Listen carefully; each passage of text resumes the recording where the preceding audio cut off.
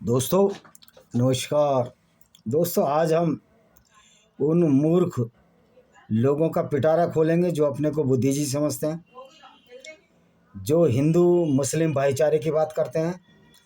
और इसमें मूर्खों में बहुत बड़ी संख्या ऐसे लोगों की है जो लोग अपने को दलितों का स्वयंभू मसीहा मानते हैं। और दलित शब्द भी इन लोगों ने अपने फ़ायदे के लिए ईजाद किया है। इसका पॉलिटिकल वेंडेटा है, पॉलिटिकल मीनिंग है, वरना इसका दुनिया में सामाजिक संरचना में दलित नाम का शब्द किसी भी धर्म पुस्तक में नहीं मिलता।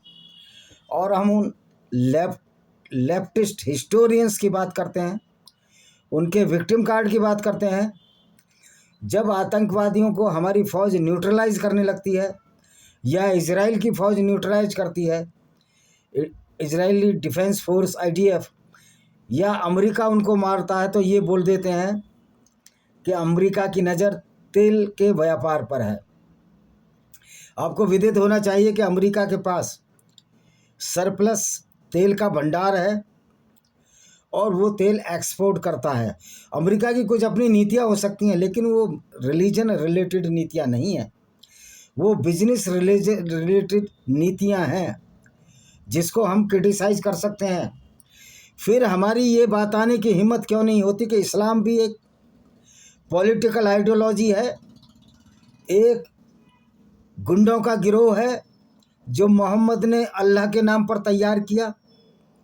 और सारी गुंडागर्दी भरी बातें इस कुरान में हैं, जिसमें कि गैर मुस्लिमों से भाईचारा नहीं रखना है, गैर मुस्लिम नजस हैं, पोटी जितने गंदे हैं।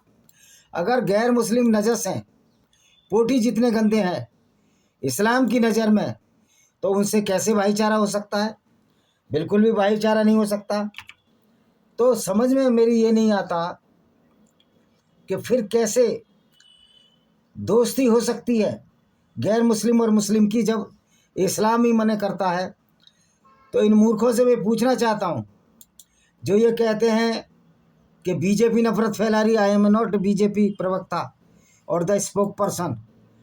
और इस बार तो मैंने चुनाव में जो उपचुनाव हुआ बीजेपी को वोट भी नहीं दिया था। तो ये कहना कि मैं बीजेपी की प्रवक्ता हूँ, ये बिल्कुल झूठ बात होगी। दूसरी बात, बीजेपी कौन सी दूध की धुली है? वो बीजेपी जो इस्लाम एक गुंडागर्दी का पर्याय है, उसके लिए RSS जैसा आदमी, बजरंग दल जैसा आदमी, बजरंग दल जैसे लोग मुस्लिम राष्ट्रीय मंच बनाते हैं। यानी कि मुस्लिम राष्ट्रीय मंच का मतलब है कि मुसलमानों का राष्ट्रीय मंच, जिसमें मुसलमान बाद पहले आता है और राष्ट्र पहले आता है, राष्ट्र बाद में आता है।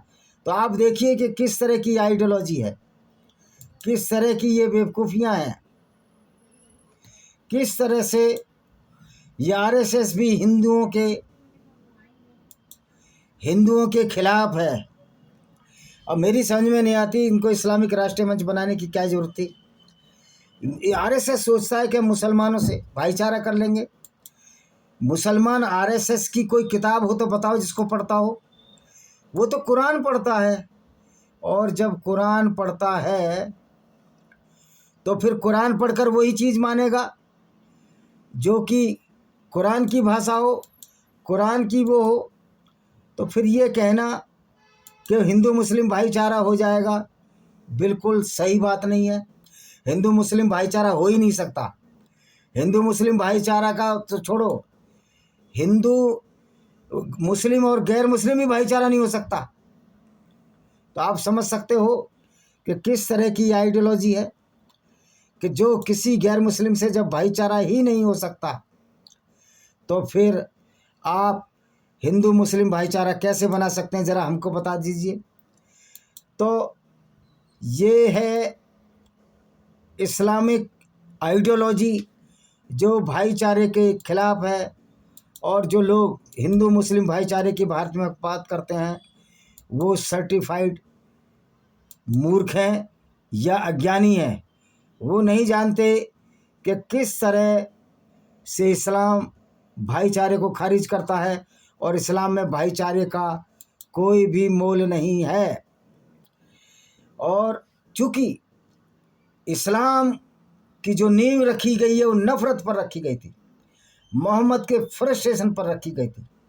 मोहम्मद एक फ्रस्ट्रेट व्यक्ति था जिसने इस्लाम की नींव रखी, क्योंकि उसको मक्का से मदीना खदेड़ा गया। वो झूठ बोलता था, कहता मैं अल्लाह से मिलने गया, जबकि अल्लाह को खुद मोहम्मद ने बनाया था। अगर अल्लाह शुरू से ही होता तो कुरान में से पहले जो किताबें हैं, बाइबल है, तोरा है, ज़बूर है, इंजील है, वेद हैं, उसमें कहीं अल्लाह का नाम होता या मोहम्मद का नाम होता। लेकिन ना कोई अल्लाह का नाम है, ना कोई मोहम्मद का नाम है, क्योंकि अल्लाह तो मोहम्मद ने बनाया था। अल्लाह जो क्रिएशन है वो मोहम्मद की क्रिएशन है। और इसी वजह से इस्लाम में वो अपने हिसाब से ऐसी आयतें लाया जिससे पूरी दुनिया का विनाश की पटकथाली की गई। तो जो ये लोग कहते हैं कोई एक मुसलमान अगर मारा जाता है, देखिए हत्या किसी की गलत है, लेकिन किसी भी धर्म में ये किसी की हत्या नहीं लिखी सिवाय इस्लाम के। इस्लाम में तो लिखा है सब लोगों को जहाँ पाओ कत्ल करो। अगर जहाँ पाओ कत्ल करो मतलब जैसा मौका मिले लोगों को कत्ल करो, तो उसमें हिंदू भी आएंगे, ईसाई भी आएंगे, क्रिश्चियन भी आएंगे। तो मैं उनसे कहना चाहता हूँ, तो अगर रिसेंटमेंट में किसी मुसलमान का कत्ल हो रहा है या उनकी दुकानें जल रही हैं, मानवता के खिलाफ बात है। लेकिन इस्लाम में मानवता कहाँ है? गीता में भी कहा है सटे सटे साटे समाचारित, दुष्ट के साथ दुष्टता का व्यवहार करो। तो जो इस्लाम में पैदा होता है, इस्लाम को पढ़ता है, वो दुष्ट ही होता है, वो अपराधी होता है, वो गंभीरतम अपराध करने की कोशिश करता है जो मोहम्मद ने किए थे।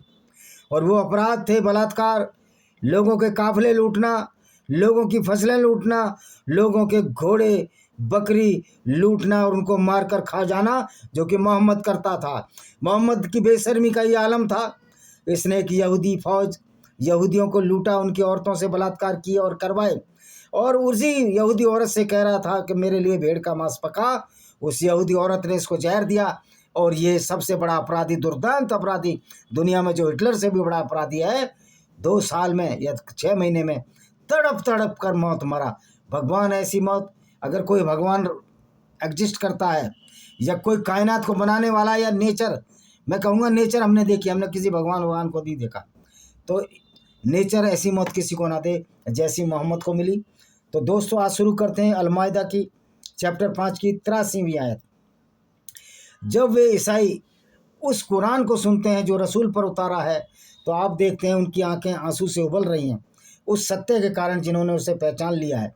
वे कहते हैं, हे हमारे पालनहार, हम ईमान ले आए, अतः हमें सत्य के साथियों में लिख दे। अब ये मोहम्मद झूठ बोलता था, ये झूठा पैगंबर तो था ही। अब कह रहा है कि ईसाई रो रहे हैं कुरान को पढ़कर। अरे भाई, कुरान में ऐसी कौन सी बात है जो ईसाई रो रहे हैं? कुरान में तो बलात्कार, लूटपाट, रक्तपात, काम, पिपासा मोहम्मद की परिलक्षित हो रही है उनकी हदीसों और कुरान पर। ये तो कुरान एक गुंडागर्दी का वायस है। तो ईसाई इसलिए नहीं रो रहे कि कुरान को नहीं मान रहे, ईसाई इसलिए रो रहे हैं कि कैसी गुंडागर्दी भरी किताब ये मोहम्मद लिख रहा है अल्लाह के नाम पर, जिस मोहम्मद ने अल्लाह को बनाया है। इसलिए वो रो रहे थे कि कैसा एक दरिंदा पैदा हो गया जो हमारी पूरी दुनिया कायनात को बर्बाद कर कर मानेगा। और इसका बायस आप हिस्ट्री पढ़ लीजिए।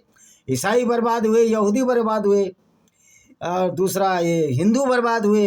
पारसियों का तो लगभग अस्तित्व ही खत्म कर दिया गया, और यहूदियों का, क्योंकि मोहम्मद का जो कुरैश कबीला था वो भी यहूदी कबीला था।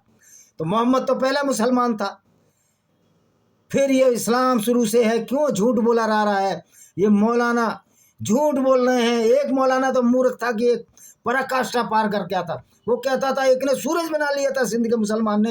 अरे मूर्खो, जैसा तुम्हारा पैगंबर मूर्ख, तुम भी वैसे ही मूर्ख हो। 84 तथा कहते हैं, क्या कारण है कि हम अल्लाह और इस सत्य पर ईमान विश्वास ना करें? हम आशा रखते हैं हमारा भाई सारे कारण है कि इस्लाम पर और कुरान पर वो ना विश्वास ना रखें। कुरान एक मूर्खता का प्रतीक है। कुरान का अल्लाह कहता है कि धरती स्थिर है और सूर्य उसके चारों तरफ घूमता है, जिससे दिन रात होते हैं। तो ये मूर्खता की किताब पर कौन यकीन करेगा? कुरान पर एक मूर्ख व्यक्ति ही यकीन करेगा, और जो समझदार व्यक्ति होगा, कुरान को अपराध शास्त्र से ज़्यादा कुछ नहीं है। ये गुंडागर्दी भरी किताब है जिसमें पूरी मानवता के खिलाफ एक षड्यंत्रकारी किताब है ये। और इसको मानने वाले षड्यंत्रकारी हैं, राक्षसी प्रवृत्ति के लोग हैं, अच्छे इंसान तो हो ही नहीं सकते, चाहे कश्मीर में रहने वाला मुसलमान हो, चाहे हिंदुस्तान के किसी कोने में या दुनिया के किसी कोने में, जो इस्लाम को मानेगा वो सर्टिफाइड अपराधी है किसी भी देश की दंड संहिता के हिसाब से, क्योंकि कुरान उनको अपराधी बनाती है। और ये कुरान पाक है, ये कुरान अपवित्र है, नजस है। इसको कुरान शरीफ, ये कुरान शरीफ है, ये कुरान बदमाश है, ये कुरान करीम मतलब अच्छी, ये कुरान करीम नहीं, ये कुरान नजस है, कुरान पर लानत होनी चाहिए। तो अल्लाह ने उनके ये कहने के कारण उन्हें ऐसे स्वर्ग प्रदान किए जिसमें नहरें प्रवाहित थे। अल्लाह मुसलमानों को नहरें दे रहा है, वो अल्लाह जो सऊदी अरब में एक नदी तक नहीं बना पाया। आप समझ सकते हो किस तरह के मूर्खता की बायस है कुरान। तथा जो काफिर हो गए, हमारी आयतों को जुटरा दिया, उन्नार किए, कोई नरक वरक नहीं होता। मुसलमान सबसे ज़्यादा नरक में रह रहा है। मुसलमान का दिमाग उस कुरान के नरक में सड़ रहा है, जो कि झूठों की किताब है, जिसका पैगंबर लुटेरा था, पीडोफाइल था। नुपुर शर्मा ने सही बोला था। तो लेकिन अब वो ज़माना चला गया कि नुपुर शर्मा को मार दोगे। ये बीजेपी के जो कायर हिंदू हैं, जो इनकी लीडरशिप है, हिंदू इन कायरों की लीडरशिप पर जिंदा नहीं है। हे ईमान वालों, उन स्वच्छ पवित्र चीज़ों को जो अल्लाह ने तुम्हारे लिए हलाल किए हैं हराम न करो और सीमा को उल्लंघन न करो। निसंदेह अल्लाह आज्ञाकारियों से प्रेम नहीं करता। आज्ञाकारियों से, किससे? उल्लंघनकारियों से प्रेम नहीं करता। हाँ, अल्लाह तो उनसे प्रेम करता है जो सच्चे मुसलमान है, 5 वक्त की नमाज पढ़ते हैं और जो बलात्कार करने के लिए लालित रहे। अल्लाह तो मोहम्मद से प्रेम करता था, जो सबसे बड़ा अपराधी, दुर्दांत अपराधी था। भाई आओ देखो, किसी भी दुनिया की कोर्ट में हम साबित कर देंगे मोहम्मद से बड़ा अपराधी तो हिटलर भी नहीं था। और उनमें से कहो जो हलाल स्वच्छ चीज़ अल्लाह ने तुम्हारा, इनको स्वच्छ चीज़ क्या प्राप्त की है? सुअर को छोड़ के सब खा जाओ, ये स्वच्छ है इनके लिए। दूसरों की औरतों से बलात्कार हो, ये स्वच्छ है। अल्लाह की आज्ञा से डरते रहो, यदि तुम पर उसी पर विमान रखते हो। अल्लाह से डरो। ये मोहम्मद डराता था मुसलमानों को, अल्लाह से डरो और मेरे साथ गुंडागर्दी करो, नहीं तो अल्लाह नाराज हो जाएगा। भला दुनिया को बनाने वाला ऐसी गुंडागर्दी करा सकता है क्या? तो ये अल्लाह मोहम्मद का बनाया हुआ अल्लाह था। ये आपको समझ में आ जानी चाहिए। अगर अभी भी समझ में नहीं आ रही हिंदुओं के या गैर मुस्लिमों के, तुम मूर्ख हो, करो दोस्ती। इस्लाम की नज़र में तुम नजस, लेटरिन जितने गंदे हो, अगर तुम्हारा दोस्त मुस्लिम है तुमको लेटरिन जितना गंदा समझेगा, और सिया तो तुमको थूक कर पानी पिलाते हैं, क्योंकि इस्लाम एक गुंडागर्दी का फलसफा है।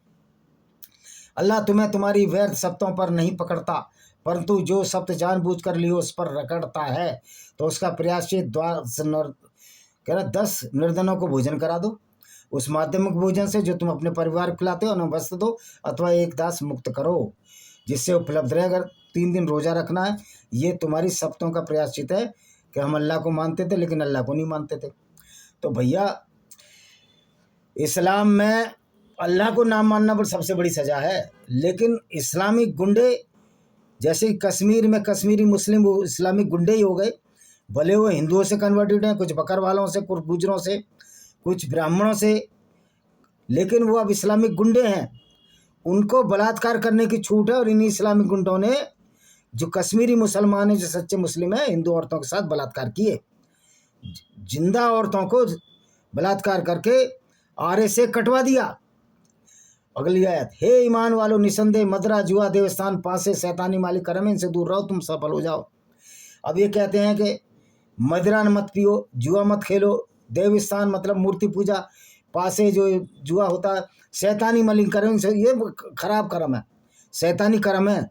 लेकिन मैं ये पूछना चाहता हूँ मौलानाओं से, मोहम्मद से, अगर वो जिंदा है, अगर वो दोबारा जी उठेगा, तेरे अल्लाह से, कि दूसरों की औरतों को लूटना, उनसे बलात्कार करना, उनको बाजारों में बेचना, उसके बदले घोड़े हथियार खरीदना, ये शैतानी काम नहीं है? तो अल्लाह तो सबसे बड़ा शैतान है। अल्लाह तो शैतानों का भी गुरु है। 1 करोड़ शैतान भी अल्लाह से कम शैतान है। अब ये क्या कह रहे हैं? शैतान तो यही चाहता है कि शराब और जुए द्वारा तुम्हारे बीच में बैर दोष डाल दे, तुम अल्लाह की याद नमाज से रोक दे। कह रहे शैतान तो यही चाहता है कि शराब पियो। मोहम्मद ने शराब कब बंद की?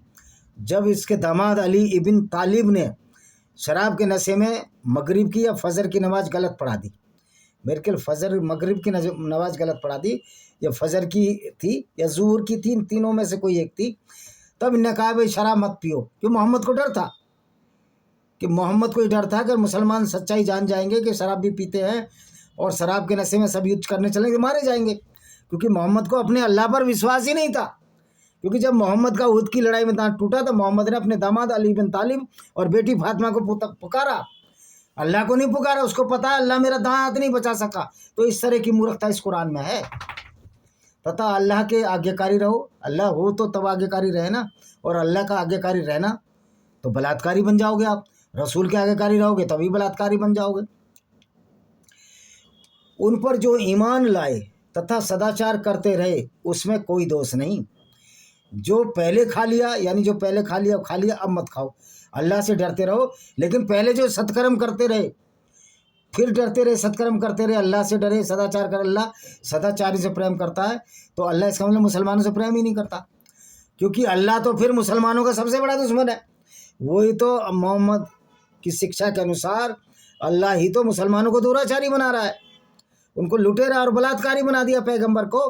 तो अल्लाह मुसलमानों का सबसे बड़ा दुश्मन है।